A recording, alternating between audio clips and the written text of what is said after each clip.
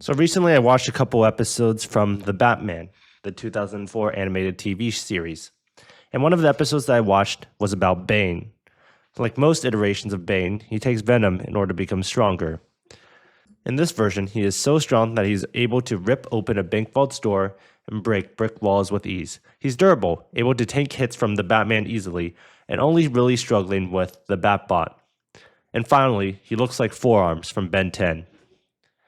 One notable weakness of Bane is that he struggles with electricity. Electricity interferes with his tubing system and causes it to malfunction. So of course, I had one question after watching all of this. Who would win in a fight? Bane or any one of the villains from Season 1 of Scooby-Doo Mystery Incorporated? First of all, there's the Slime Mutant. The Slime Mutant, also known as the science teacher from Crystal Cove. The Slime Mutant would win against Bane in a fight as it is able to shoot large amounts of slime that is able to cocoon men easily.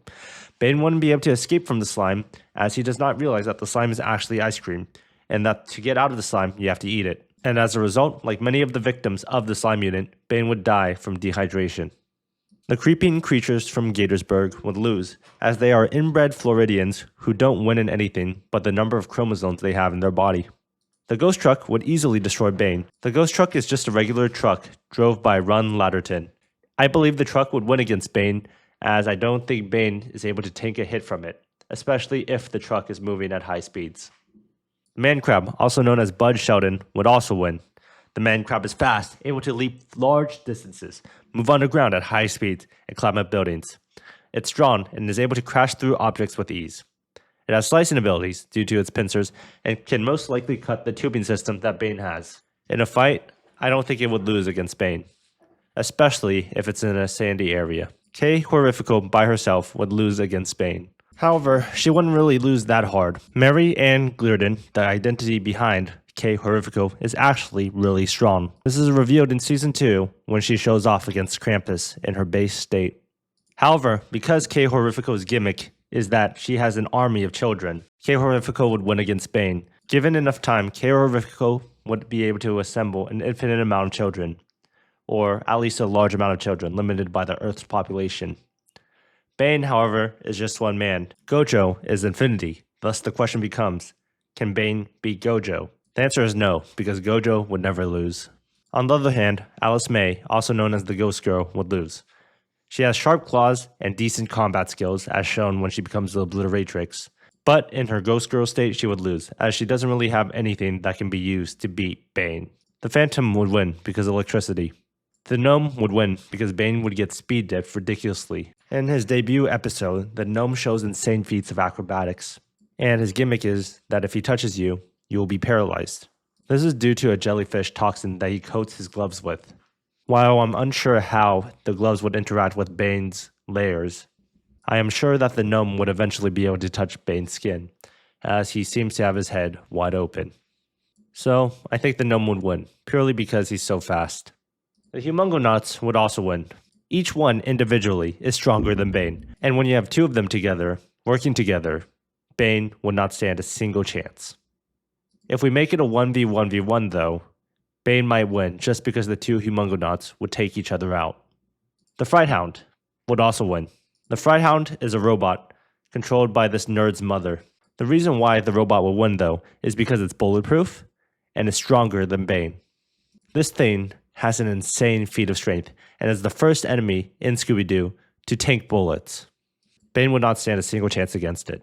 Next we have the Vampire, who would lose because it's just a woman who can glide. She can't even fly, she just acts like a flying squirrel, and I don't think she's that physically strong. Bane would destroy her. Chargar Gothicon, the beast that has no name. This villain uses sonic blasts to blast away cars and send them flying.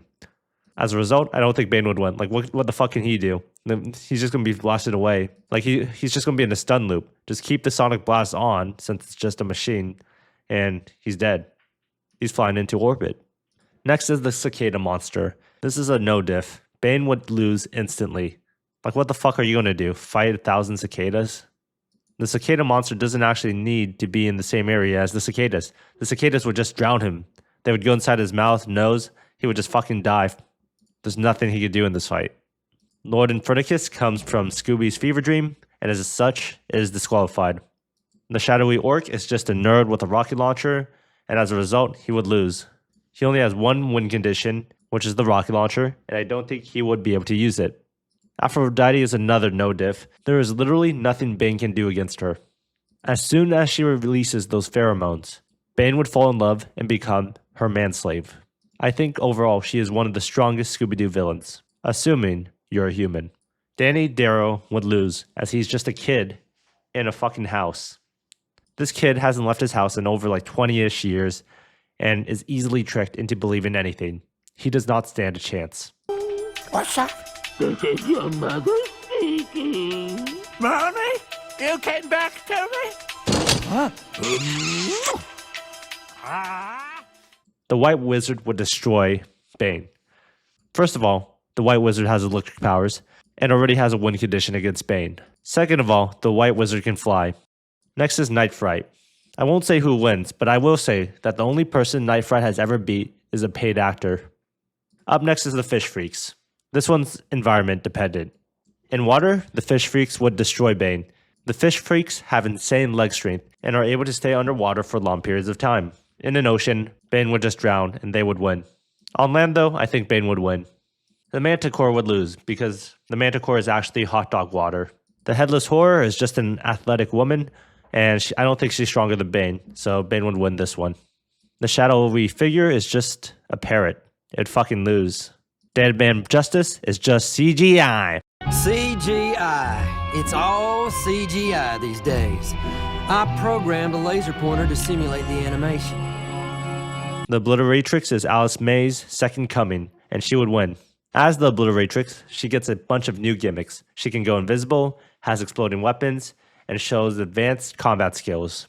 Through her explosives and invisibility gimmick, I think she would just beat Bane. The Freak is next, and while the Freak is probably a better parent for Fred than Fred's actual parents, the Freak has no gimmicks and is literally just the mayor. Thanks for watching.